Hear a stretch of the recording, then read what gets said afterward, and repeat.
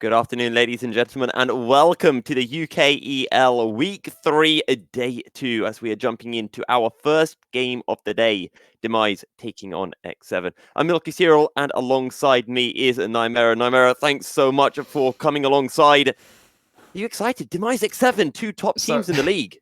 I am. I'm also terrified because I'm actually producing this as well today, so please be extra kind to me because I've had to set up everything in a handful of minutes, but just someone shout at me if something's breaking. I'll try and fix it on the fly. Just as X7 were kind of breaking last week. They had one game without Raider and one game with them, but they lost both. Suddenly, they don't have that sole handle on first place. They, I believe, actually, with the rematch yet to be played, they are even on wins with Auglis, who will be covering in our second game of the day. There's a lot of stuff to cover. We'll get into games soon as we can. And you mentioned how X7 had those two losses last week. Week 2 did not go to plan, especially when we consider that X7 was the team coming into this season with the most expectations behind them. A lot of people thought maybe even they'd be taking that UKLC spot as well, but maybe it hasn't quite gone to plan. Nymera, what have you made of their performances so far? So I think that, I look at Demise coming into this and I rated them as a top 4 team with the potential to push a little bit higher than that. I really am a big fan of their bot lane, because Terabyte and Techie have, a lot of pedigree coming into this split, and they have performed pretty well. They've had a bit of an obsession with the Varus, as is every other team, and I think that there have been a couple of games where that's ended up biting them a bit. We're actually going to go into Champion Select now, and I really hope this scene hasn't broken, because if it has, well, tough luck. Well, we are jumping on in for picks and bans. Demise over on the blue side, X7 over on the red side, and that first ban is going to be the Nidalee. It is. So, yeah, Anonymous is pretty good at that champion. I've heard that one said before. And on the other side, X7 look towards Demise and say, Endorser, got a bit of a janky champion pool. Played that Garen that one time. That didn't work out so well. But you still don't give them the meta champion picks right now. Here's Gwen, very strong. They're going to remove it. Nocturne Lee Sin taken away as well, and you talked about Anonymous being good on that Nidalee. Well, Anonymous and Raider, we know how good they are for X7, so good to see some target bans coming through towards the top side of the map. The Silas will be the final ban of first phase as X7 onto within a Kali ban. These are a lot of high agency picks that we're seeing being removed. Of course, this is live patch, remember. I'm fairly sure we don't have the new items enabled, but that doesn't stop the fact that Stridebreaker Nocturne is incredibly strong.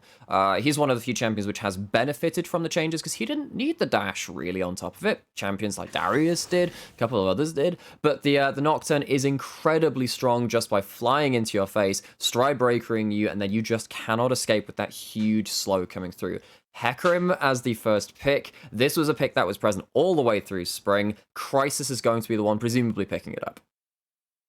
The Nocturne banned away. The lights will be staying firmly on for our opening game of the day. Hecarim locked in. And what will be the answer for X7? They could have gone with the flexibility of the Karma. Okay. They could still take it red too, but first it's a Renekton locked in. It is. So this is not Raiders Darius, nor is it the Tryndamere, nor is it the Camille or another split-pushing threat. This is going to be the Renekton, which is actually one of the champions which Raider played and lost onto London Academy. I think Raider in that game had some threat in that game trying to dive the backline, but it's not quite the same level of side lane threats that X7 have shown their best gameplay on. So for me, this is going to have to be showing that they have developed this different style of play where it's not just the Renekton, not just something like a hyper split pusher giving pressure to the rest of the team. Raider has to commit to the fights more in this kind of comp. And you bring up fights, committing to a fight. Well, when I see an Ornn locked in, that really tells me that we will definitely be seeing some fights. Endorser on the Ornn. And what will their blue 3 pickup be? We've seen an Elise being hovered, and now the Assassin of the Zed being shown as well. Yes, I mean, there have been a few blind pick Zeds throughout this split, but we won't be seeing one of them today. Well, I mean, maybe we'll, but unlikely to. And actually, this is an interesting thing because we saw the Karma picked up by X7 on R2.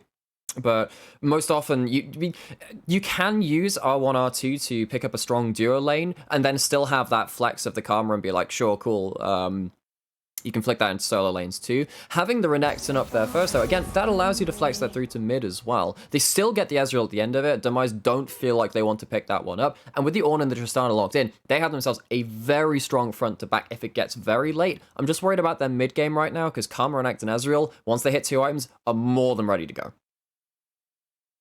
The Karma has flexibility. Tristana could potentially get flexed around as well. The Yone banned away from Ketzwer. We've seen the Orianna being banned away from Vossen.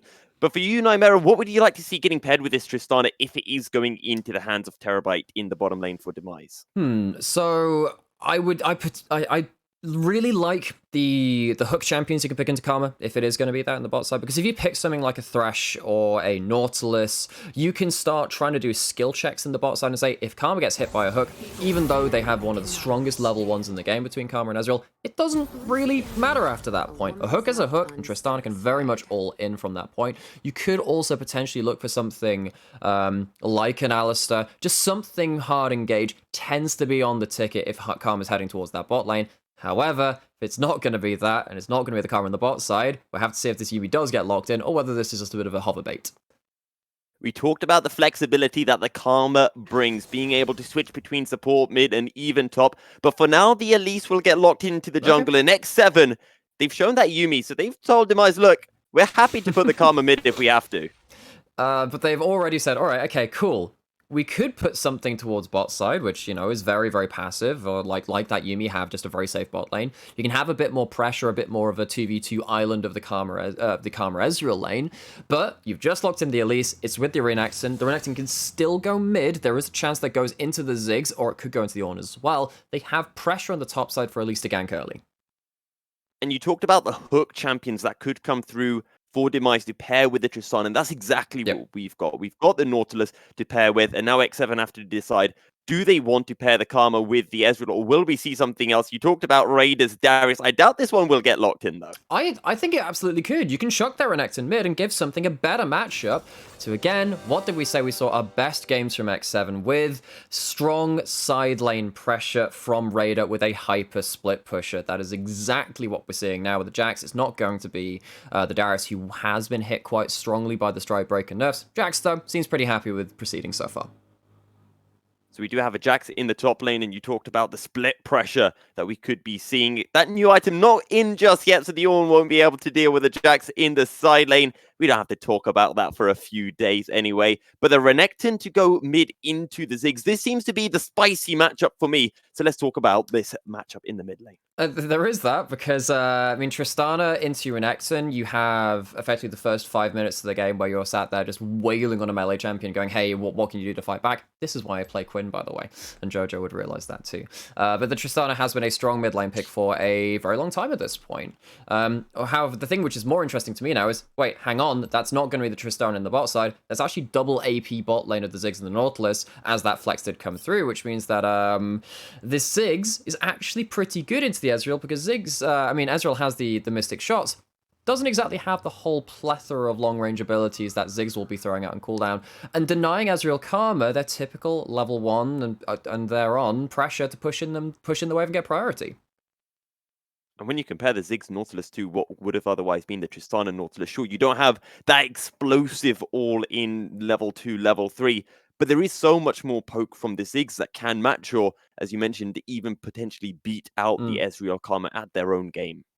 They can. So we have ourselves a couple of minutes now. So, hi Milky, how's it going? Obviously, we had a bit of a scramble start to the stream, and I'm now looking at Streamlabs going, what am I going to do to transition the things into game? But, you know, I'll worry about that in precisely 2 minutes. But how are you feeling? I believe this is your first cast of the split on UKL. You've been following it much? Any of the teams caught your eye? I have been watching. I've been at work many times. Don't tell work, and I've just been having it up on a second monitor, so I haven't been able to listen to it. But I have been watching a lot of the games. I know I've been very excited to see and to cast X7. The X7 coach Bimsa is a coach that I used to actually be casting on his teams with a long way back, actually all the way back when I started casting in Serenity Gaming. So back alongside... at the dawn of time then. Yes, the dawn of time. So yeah, I'm interested to see how this goes. And to be honest, one of the most exciting things about this game, and I say this every single time it happens, we have an Elise, and I love Elise because that means loads of early game aggression. And sure, it's not Elise Renekton on the top side, but we've got Elise Renekton in the mid lane, so I'll take that anyway. Yeah. So, and speaking of that, I mean, like, Jax, Elise, Renekton, Ezreal come, all of these champions are really strong at 1-2 items. Jax, of course, then scales into infinity. I'm wondering, though, what's going to happen with Demise if they manage to reach 2-3 items, well, basically past the 2-item mark, without a serious deficit. Because at that point, you're thinking, huh, that's a pretty long-range comp. Oh, those are some nice engage options. Oh, X7 don't have those engage options. I don't think X7 can disengage too. I think that if Demise survive the onslaught in this early mid game, we could be in for a very interesting late game. That's exactly what happened with X7 when they lost to London Academy. They took one bad fight, and after that point, Perizak came online, and things got very difficult after that point. X7, therefore, have themselves a golden opportunity to prove to me and prove to us that they have evolved beyond that point, and they won't just take themselves a stupid fight at some point, show a bit more of that poise, a bit more of the measured aggression, and completely close out this game before any of the carries from Demise and the front line comes online. And you bring up one point, which is the fact that X7, have they got a little bit too, too full of themselves maybe, but they've got a draft where, as you mentioned, on a couple of items, they scale, or I shouldn't say they scale, they are really strong. And no, we don't say that word here. We don't use that word here. No, scale, what's that? But when we were prepping for this game, Nightmare, and you were giving me information on X7, and you were giving me the rundown of their loss to London Academy, you said, X7, they decided to leave a Zac open, and you don't leave a Zac open against London Academy.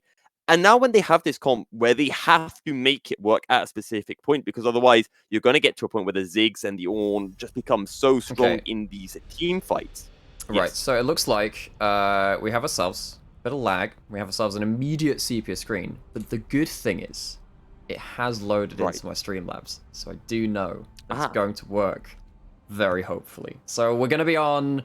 okay, looks like actually we're going to run pause. So, Milky, do me a favor, would you? Is that when we go into game, can you pause for me at about 10 seconds? Because at that point, we'll know that we have ourselves... Well, I know we have our synergy in terms of personalities. We're going to need you to do that just so we're synced in game too.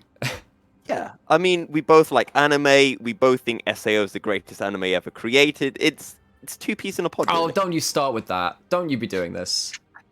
I will not stand for this slander. I mean, okay, first 4 episodes, I'll give you it, all right? So let me know when you pause at that old 10-second mark, because I'm there right now. It's incredible. I'm actually there as well. We're just so in sync right now. It's so in sync. It's incredible. And you know what I can do with that? I can start us going in 3, 2, 1. Let's go. We're on to the Rift, Milky. We're here. We're casting. We are. What is this magic? There's a Rift. There's 10 champions on the Rift as well. Demise against X7. And I feel like the biggest part of this game is the fact that for X7, they're coming into this with 2 losses in their last 2 games. They need to bounce back, and they need to do it against Demise. They do. And again, like, speaking of Demise, I was looking at this team and saying, yeah, this is a team which, I thought would be up in the top 4. I thought that they had that brawn. I thought they had that ability to take it to a lot of the teams on an individual level. And one thing that we've seen about this split has been, it's been a split of individual players, about not necessarily always about the cerebral teams coming out on top and outplaying in more of a strategic sense. It has just been people mashing each other with mechanical outplays, and honestly, that's why Nerd Rage and X7 have found themselves at the top in no small amount, right? We've had Anonymous, we've had Raider, we've had even, like, Ketsuo, and the rest of them just performing very well on an individual level. You can say some things about X7's bot lane, about how they have been playing permanently weak side. That's often where teams will attack, but they've still been more than suitable for this league. And you bring up X7 against Nerd Rage. Honestly, if anyone hasn't seen that game, absolute banger of a game. Do go back and watch it after this stream, because it was phenomenal to watch. Yeah, we'll have the now Orgless team on the second game. We'll be catching up with that game just after. Looks like Directed Camera has said, no, there is no information. There is no action here. There is no information to give. Nope. Just watch these champions farm. Interesting. Honestly, what was this about early aggression, Milky? You told me there would be early aggression. Why would you listen to the play-by-play caster? That's a giving very good information question. I about cast what's my gonna happen brother, per I game? only ever listen to him. Yeah, exactly.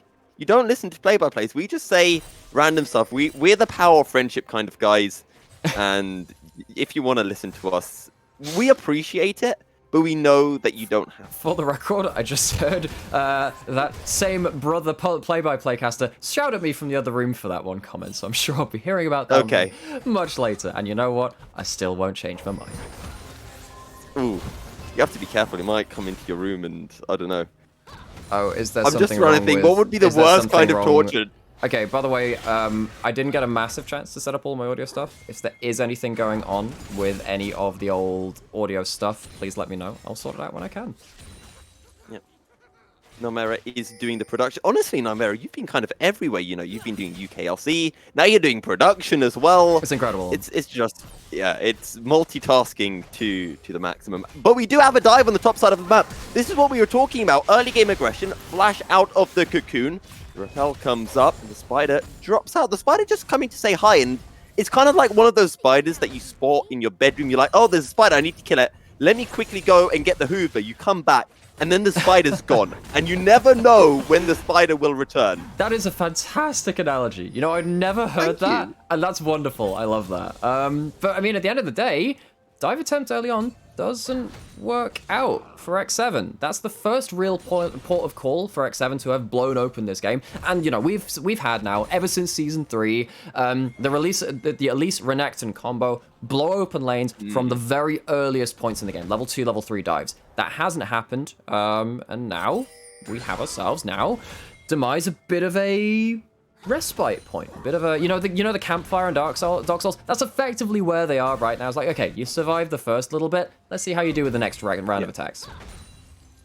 Well, you say Dark Souls. I've never actually played it, but one of my neither have best I just mates, know that one. he plays it a lot, and I've seen it enough times from Munchable streams as Wait, well. why is Techie Retrain here? comes in, Anonymous is here, supports saying, hey, I want to show up, picks up first blood as well, supports the real carries in League of Legends. Anonymous runs out to safety, but it is just the one kill, and Anonymous trying to sneak back in. He has to be careful because Chrysis is on the top side. Teleport comes through from Raider. Will we see more aggression? Sidestepping the dredge line.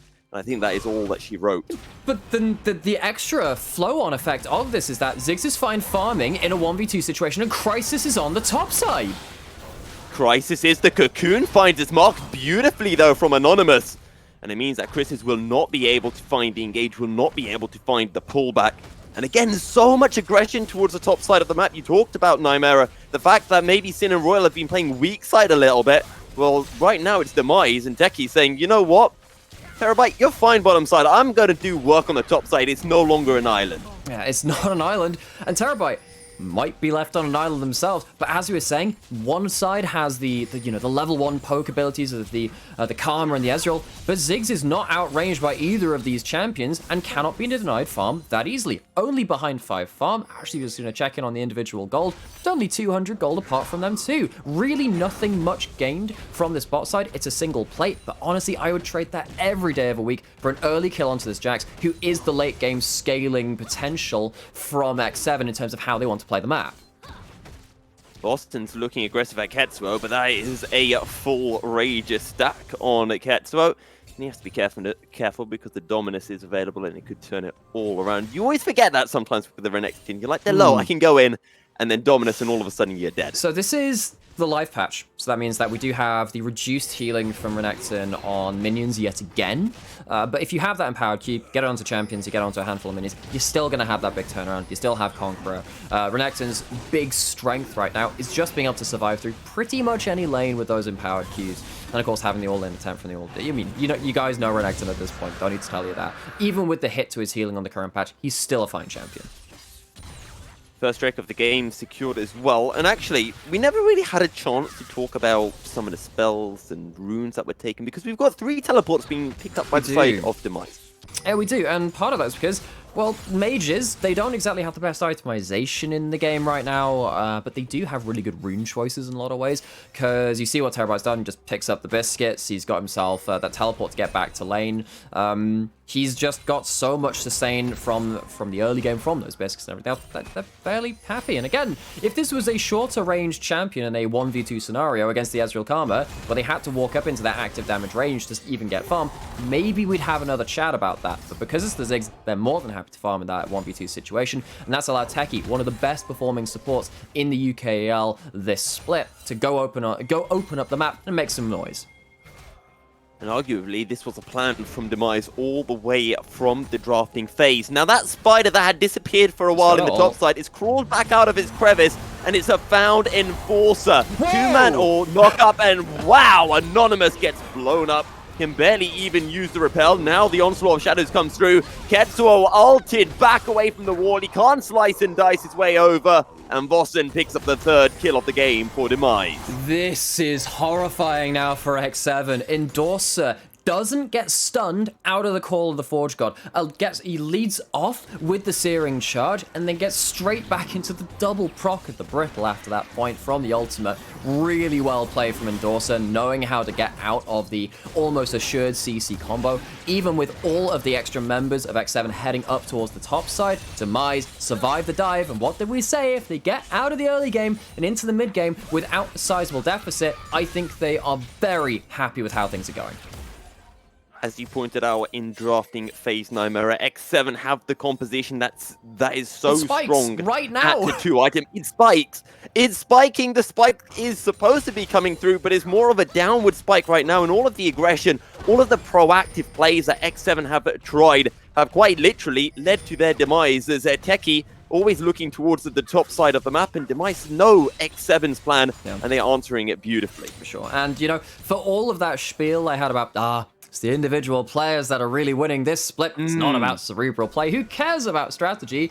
Demise have found themselves a way to protect themselves at the one point in the game where things were really in flux and could have been very dangerous for them.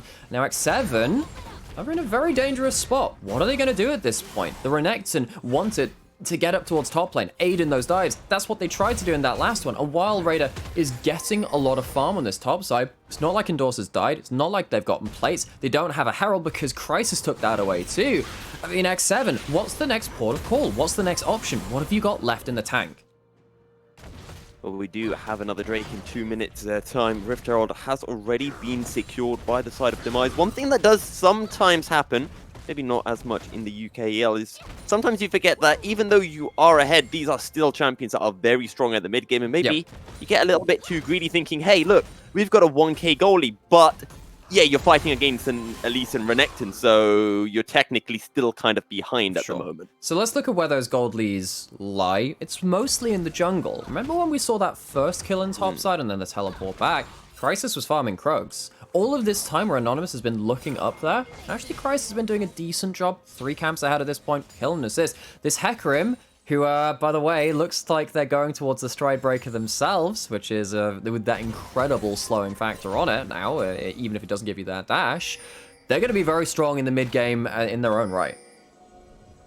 I do want to ask a question, because I feel like there's been... Is it multiple choice? Is it like an essay? Is it multiple choice? I tell you what, I'm going to ask the question and work it out as I'm asking it, because I don't know. Working it out on the fly, incredible. Exactly. So I feel like X7, there's been a bit of a misplan here. You know, it's like Anonymous says, yo, I'm on the Elise. We've got the Renekton, Raider, topside aggressive plays. Let's go. And then realize, wait, hang on a second. It's not a Renekton top. It's a Jax top. Jax isn't strong like Renekton early on. Is this the reason why it's not working for X7 right now? If it was the Renekton topside for Raider, would these dives be working for them? I mean, I think that Jax is fine in the same kind of situation, right? Level 1, Jax can start stacking up that passive, has Conqueror, a very strong early game rune, and has a Corrupting Potion. In the early levels, Jax will still have a lot of ways to start bullying around and on. They're going for it again. If at first you don't succeed, try again. If you fail again, go for it a third time. And it doesn't look like it's going to work. Once again, the cocoon does come through, but Endorser is happy. Dredgeline comes in. Onslaught of Shadows, the knockup from the depth charge. Royal can't play League of Legends. Chris's picks up the kill, the 4th of the game for Demise, and they secure their 2nd Drake of the game as well. And once again, Ornn proves to be a really tough nut to crack in this top side. Using their CC, using the high base damages, cancels Raiders' leap strike even to make sure they take an extra turret shot. Suddenly the dive is called off, Anonymous gets some token damage down, but it also still gets to pick up that wave of tower. And while all this is happening, Ziggs with a Herald is unlocked. 5 plates down on that bot side turret, and it's only 12 minutes into the game. They could maybe even look towards mid lane or something like that. Depends where they want to rotate them. There's probably another wave or 2 which Demise have to play around to try and unlock this Ziggs. Raiders teleporting in. They're looking for the shutdown bounty onto Chris's. There's no way out for him. He's just going to try to run through the minions. He smites the Grom to stay alive for longer.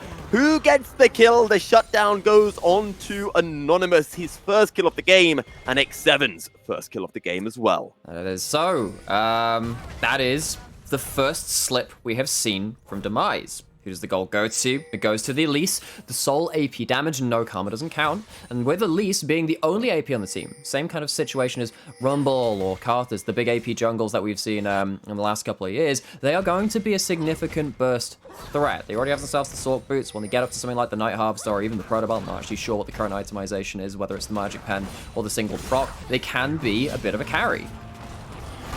Ketsuo might be getting caught out. The Dominus is dropped, and that will be enough to just dissuade Endorser and Vossen from going in further with the engage. But I want to go to this point that you bring up about Anonymous and the fact that he is the only AP damage on the team.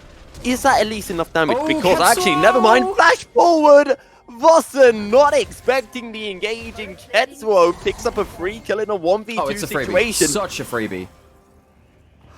And now Endorser might be looking for a freebie back as Chris's is on his way. Can Ketsuo turn this around as a two-shot barrage comes through? Terabyte picks up the kill with the Inferno Bomb. Anonymous repelling out to safety. Endorser is so low.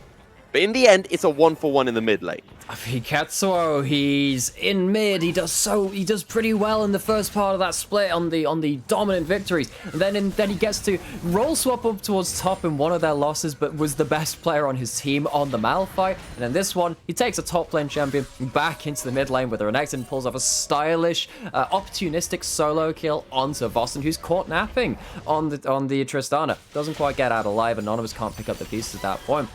Ketsuo continuing to impress, though, doesn't stop the fact, though, that X7 are still in a very precarious situation. Now, you wanted multiple choice questions before, Nightmare. I've got one for you now. Go for it. Multiple choice. It's yes or no. Do you think Vossen had his shop open? Hang on. So, multiple choice, yes or no? I'm fairly sure that's not yes or no. I'm not multiple choice. I'm fairly sure that's a true or false question. Stylistically, true or false. Technically, it's multiple choice. There are two. Two is multiple, as far as I'm concerned. You know what? I'm actually not sure. There's actually a decent chance because he sees the Nautilus in front of him and goes, all right, sure, yeah, I'm safe. Just doesn't see the play coming. Either way, I mean, it does go down. That's a bit of an awkward one. It's still a 1-for-1. And I think actually, when you are the quote-unquote better scaling comp, and again, in the last few seasons of League of Legends, it's kind of moved away from scaling into ease of execution in terms of like every team can technically wipe a team in the late stages of the game when you get to multiple items. That's not really the issue. It's just how easy is it to do that at some point. I think Demise have the easier team fights in the later game, and I think that when you're trading gold in that situation, I think actually you come out on top. Again, like we were saying, first items, pretty strong for X7, particularly if they reach them first, because they have the priority and the early lane pressure to achieve that, or they would have done maybe without that cheeky Ziggs swap. But it's not even a lead for X7. The second items are going to be hit by Demise first. And I think at that point, X7 really going to find it hard to win the group fights. So I want to go back to this Anonymous point, which I was previously interrupted by the great engage from Ketsuo.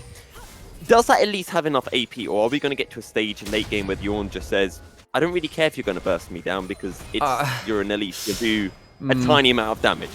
Okay, so I know I was caveating and saying, wow, at least they're the only AP. Elise is still probably the worst person besides Karma to receive that gold. At least Elise can repel out getting something. I mean, last year, if you were getting at least snowballed early and you got up to, you know, stuff like your Zhonya's earlier where you could be a temporary front line. Actually, when I was casting the LJL, there's a great Elise player by the name of Boogie who's now in the LLA. He would just start rolling off with single item power spikes, and then you trust them to carry the game, even on something which typically falls off like an Elise.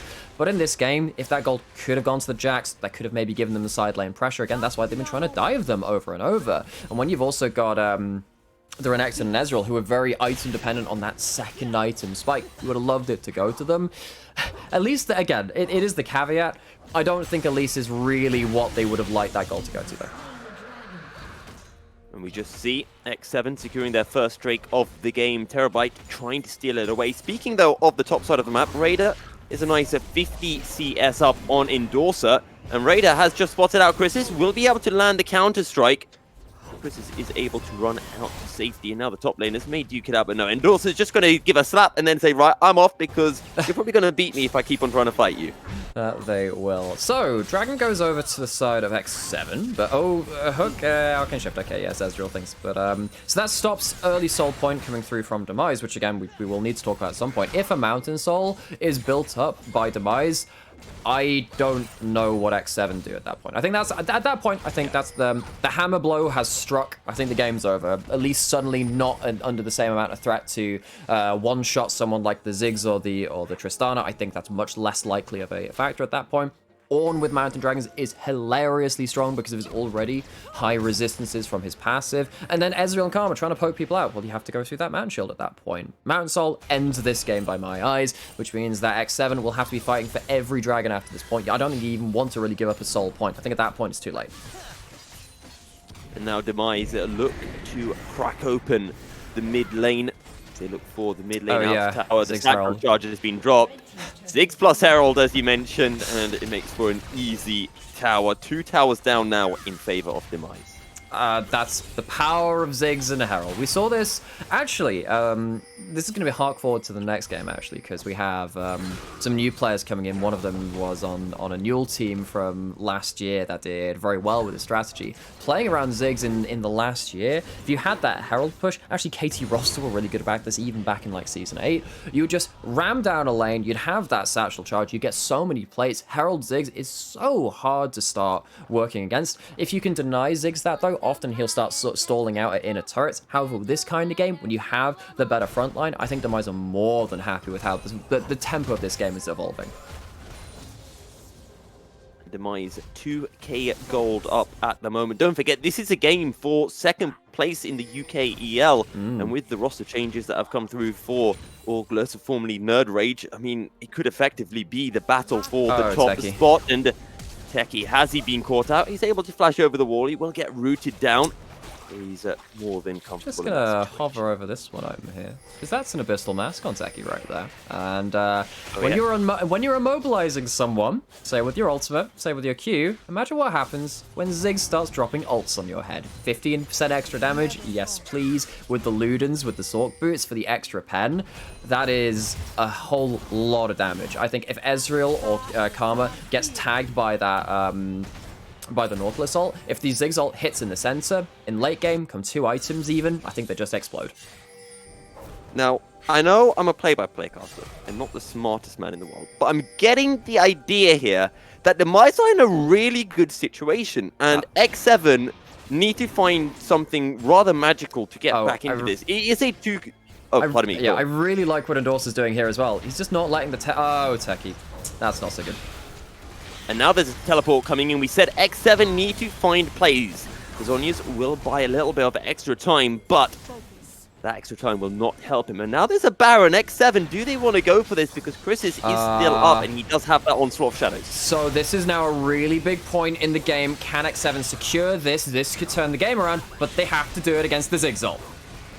They have to do it against the Ziggs ult. Endorser has the call of the Forge God. And X7 are just getting poked down in the Baron pit. Raider taken down low. The jump forward from Boston picks up the kill onto Raider. Onslaught of Shadows in the backline. And now Ketsuo is just going to get run down. Ketsuo will be able to find one. It is only Sin who is left standing. And Chris's will be able to pick up the kill. Demise find a 5-4-2. If you count the kill onto Techie, and they deny X7's path back into the game. And Crisis is a monument to X7's sins. Yes, I had that Halo achievement, and Crisis, with all those kills, will probably have some Xbox Live banners flagging up around that one, just runs into the backline, and no one has anything to say about it. Yes, Katsuo has a decent fight, gets right on top of the Tristana. Honestly, that fight could have gone worse for X7. The Baron does end up surviving. That is a saving grace, but they lose everyone. They're probably losing position on this next dragon as well. That's Soul Point, Mountain Soul Point. Like we said, Mountain Soul ends this game effectively for Demise. This is a horrible position for X7.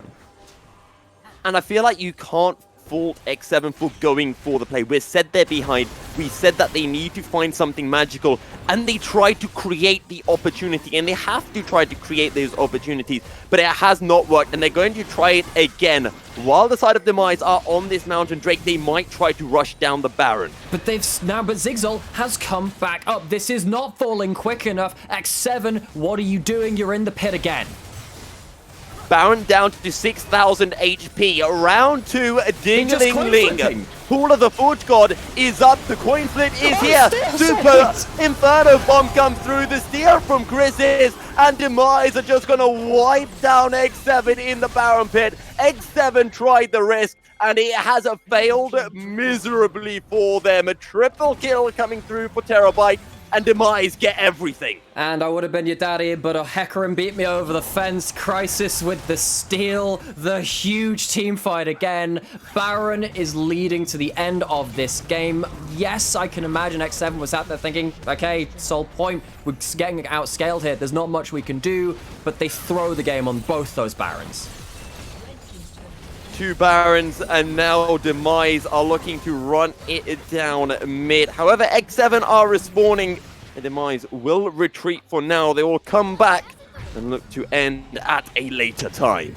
I mean, but look at this. I mean, let's go over to the individual golds, because that's going to be an important thing. Jax doesn't have a sizable lead over the Ornn. This Elise falls off on their own right and is behind the Hecarim. And then both your carries also behind in their own rights. Basically, every metric which you would like to be ahead in has flipped for X7. I can understand the mentality of, okay, we got ourselves a pick. I know it's dangerous versus the Ziggs versus the Ornn, but if we manage to flip this Baron, that's the way we can start winning this game. Outside of that, it's very, very difficult. Going back to it again after the first fight was lost, though, when the ultimates were already back up, that seems just a step too far. And Chris is with the Onslaught of Shadows. He gets the fear onto Anonymous. He was a level up anyway, so he was always going to win the Smite fight in that regard. X7, though, they have a say of execution. They are 8k gold down. It's going to be so hard for them to come back. But maybe, just maybe, there could be a glimmer of hope if they can continue finding some of those picks that we've seen them previously been making. Yeah, and kind of to take it, okay, that's something missing there. And, okay, X7. Still trying to make themselves some plays, but this is now a 2.5 item Ziggs on a tower. This tower will fall so quick. They even have themselves Sorcerer's Elixirs to take it down more. Look at this. This is a huge base push from Demise. The towers are popping, and X7, they tried to find the pick with Anonymous's Cocoon, but it did not find its mark. The Satchel Charge, I don't think it's going to take down the tower. The Demise are forced to run. Ketsuo flashing forward, is going to be able to land the CC. Death Charge by time. Now there's a teleport coming in behind Dreadful. Not going to be able to connect onto Raider, but Endorser is here. Call of the Forge God will find the 3-man knock-up. And Chris's is on to the killing spree. The Mega Inferno Bomb is a mega, to say the least. 2 quick kills for Demise, and they could very well end the game right here, right now. A 5v3 scenario. Right here, right now. I mean, I'm sure I got some Fatboy Slim references in there somewhere. As X7 EDM dance their way towards the edge of this cliff, and now with only 1 inhibitor left, this is a game falling very quickly away from them if it wasn't before. Demise, though, they're not going to risk it all right now. They'll take the final inhibitor tower. They will leave the base of X7 in tatters. They will recall and presumably look towards that Mountain Soul in just over a minute's time. So we have to now start taking a larger picture of this and say X7, as they are chasing here. That's a lot of teleports. They're going for it. They want the play. They want a way back into the game. The Dredge line pulls the Karma into the Mega Inferno Bomb. But Raider is here. What can Demise do? The double stop jumping out, trying to buy time, trying to kite back. Techie with the hook. The shutdown comes through from Raider onto Terabyte. And Boston is on the run. Ketsuo trying to chase down Raider as well. Boston should have his jump back up momentarily. The leap strike into the counter strike won't lock down Boston. And the Tristana will be able to run out to safety. But X7 get what they want in the form of 3 kills. But they still need to reset. There's 30 seconds on the Dragon with 10 seconds on between the respawn timing and then the Dragon spawn. I think Demise will still be able to take a fully armed fight at the Soul Dragon. Whilst this Nexus is also under fire, there are 2 teleports left on the carries of Demise. If they commit to the Dragon, they are leaving themselves open to a backdoor attempt. And if they commit to the Dragon, well, we've seen how the big 5v5s with everything available have gone for X7. We've seen Ziggs backdoors in the past. He's already used a teleport though, so he might not quite be able to find as easy as of a backdoor as he could have otherwise. Raider is making his way down slowly but surely. Scuttle Crab secured by X7 will grant them a little bit more vision around the Drake. We talk about coin flipper objectives before, in X7 they might have to do it all over again. I think they... This is the dangerous thing, because if you let this go, like we said, I mean, with this amount of gold, I think the game is somewhat over anyway, but without stealing it, I don't see a way that they can win against Mount Sol. What happens, though, if the Elise dies? Can they defend the base? The Elise is trying to go in, but the Drake is down to 2,900. Can't get in. True Shot Barrage won't find its mark. The Mountain Soul has been secured. The Elise has fallen as well. And Demise, with 40 seconds on Anonymous's death time, can look to march it in 5v4 through the bottom lane. And what a fall from grace this last couple of games has been from X7. Maybe outdrafted themselves a bit in this game, certainly didn't achieve their win conditions. One of the questions I was asking coming into this game was, were the last 2 losses, were they a flash in the pan? Were they just, you know, an off day against teams that had a good read on them? Actually, with how this game has gone, we might need to start tracking that a bit more, because this one is a fairly confident loss handed to them by Demise.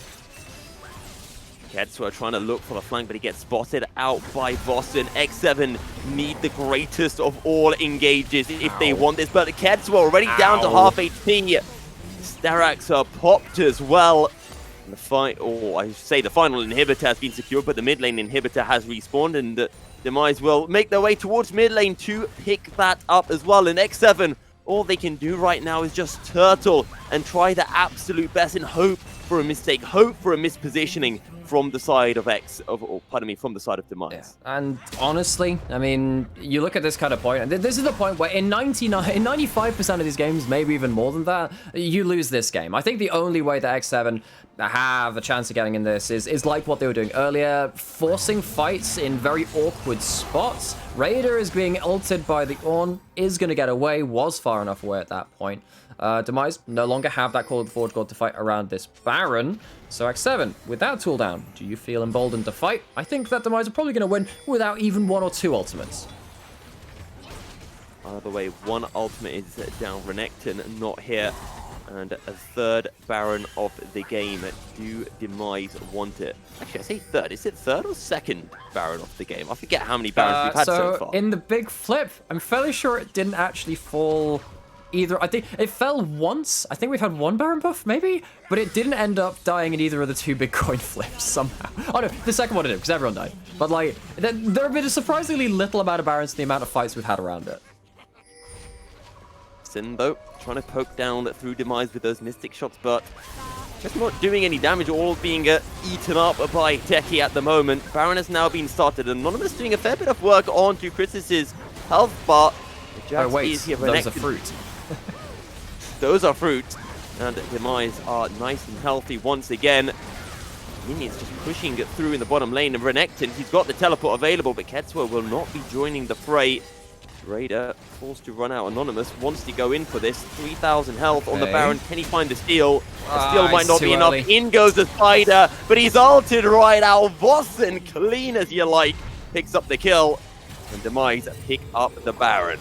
And while you do have You're 2-item Ezreal at this point. You're fighting against a huge item deficit. You don't have the poke advantage. You don't have the range advantage. And Anonymous didn't have the ability to get into the pit and stay safe for long enough. Demise, actually with a real big help from the Mountain Soul at that point, because the amount of extra resists and shields that it gives them, could hold that Baron at a high enough HP for absolutely forever. Now, Demise, they already have a Nexus Tower taken. What are they going to do? In comes the engage from Demise, and Pop will go X7. They just do not have the gold. They do not have the items. And, well, they don't have the Nexus either, as Demise pick up their 4th win of the split and tie up with X7 in the standings in 2nd place. What an insane snowball from the side of Demise. They survived the early Renekton Elise. And then after that point, there were serious issues with X7's comp. They couldn't get it rolling. They overforced it. And honestly, the MVP for me from this game, it has to be... I think it has to be Endorser, because if he ends up dying to a couple of those early ganks, things go to... words which I can't say, very, very quickly. I think if Jax gets a lead, this game is playable for X7. Endorser did not allow them that, and yes, you can say, oh, it's just Ornn out playing dives, whatever, we've seen that before. But it was so pivotally important in this game, because it's the only place that X7 could have got leads, and Endorser just shut the door on them. And Endorser also the only player in the game not to die. 1-0-14, the final KDA. A fantastic performance from Endorser, and a fantastic performance from Demise as well. X7 had one real game plan, which was use the Elise for the early ganks, and it didn't quite work, and they went all in, and Endorser just quite literally said no. Yeah, said absolutely nothing to be found here. Outplayed, got some really good turnarounds, as you were saying. And now, X7 will have to turn around their split. This is now, I believe, a 3-game loss streak. This, I mean, potentially, with August having a rematch versus Nox, there is a chance that they end up retaining sole position on, well, not sole position, but the tied position on 1st place. But that depends on various other results. It's not a position they would really like to have themselves in, and we'll have to catch up with that. And of course, August is a team in the next game. I think we're gonna have to throw it over to a break now, Milky. We're gonna hopefully relieve me of my production duties, but thank you very much for dealing with that so far. Milky, do you want to send us off? Sure, we'll be back in just a little bit. August against London United shortly. You don't want to miss it.